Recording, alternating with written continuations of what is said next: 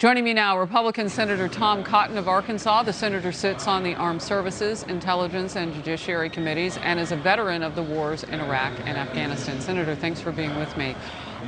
When you look at this, where do you see the responsibility? Because the word blame is just, boy, we could go hours about that.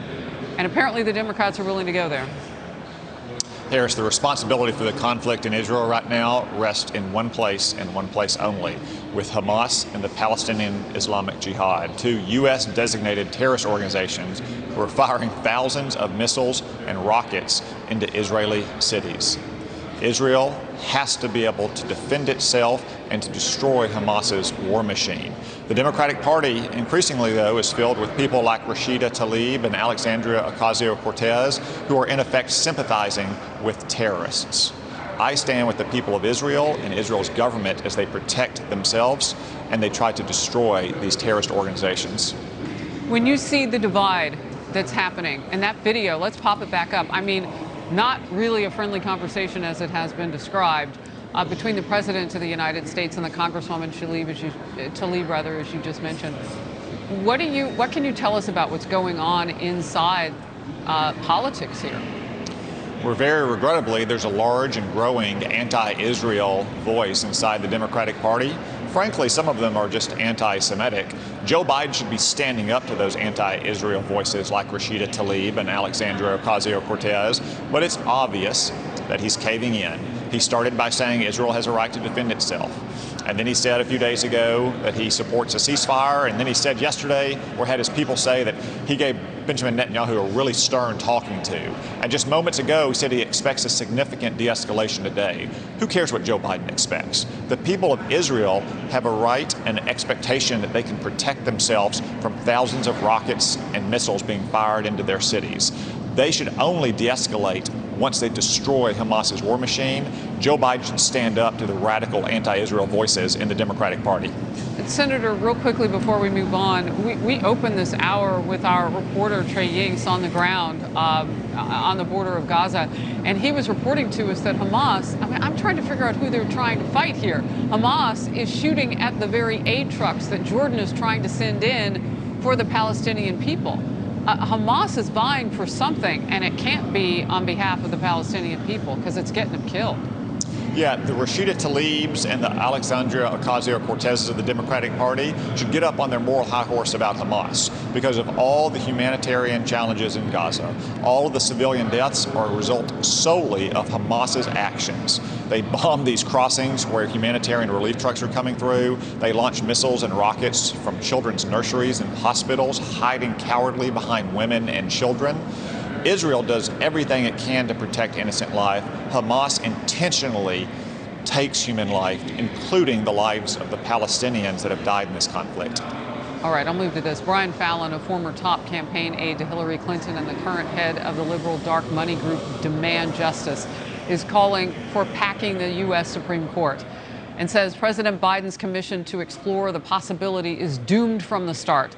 This as the commission holds its very first public meeting today, 2 days after the Supreme Court agreed to take up a controversial abortion rights case. Your top-line thoughts on this, Senator? Well, I hope this commission is doomed from the start because it was ill-conceived from the start. There's nothing wrong with the composition of the Supreme Court. It's been at 9 justices for over 150 years. Packing the court because you don't like the court's results would destroy its legitimacy and fundamentally undermine the rule of law and our Constitution. Joe Biden, once again, as with this conflict in Israel, is refusing to stand up to the radical left of his party. It's time that he finally show a little bit of leadership and a little bit of strength. It feels like we're going backwards. We already had Joe Biden weigh in on this topic back on the campaign trail, again after he first became president a little more than 100 days ago. I mean, why does this keep cropping up? It sounds like somebody might want to get it done. Can they? Well, the Democrats want to pack the Supreme Court because they don't like the way the Supreme Court rules. It's not just that either. They use this as a threat to try to intimidate the justices, just like last year when Chuck Schumer held an incendiary press conference on the steps of the Supreme Court, threatening justices by name if they didn't rule in the way he likes. There's just one more assault that the Democrats are mounting on the fundamental institutions of our constitutional government. Well, I'll end with this topic. If they didn't have enough problems, the communication system for the Colonial pipeline went down yesterday, nearly a week after the fuel company recovered from a crippling cyber attack that sparked panic buying and gas shortages. It remains unclear what caused the issue, but Colonial says barrels are continuing to flow despite the down system. Meanwhile, after halting the Keystone pipeline on his very first day in office, President Biden gave the approval for a controversial gas pipeline from Russia to Germany. Critics argue this will only strengthen Vladimir Putin and destabilize Eastern Europe. Senator Ted Cruz tweeted this: "The Biden administration is shaping up to be the most pro-Russia administration of the modern era." Senator Cotton, your reaction?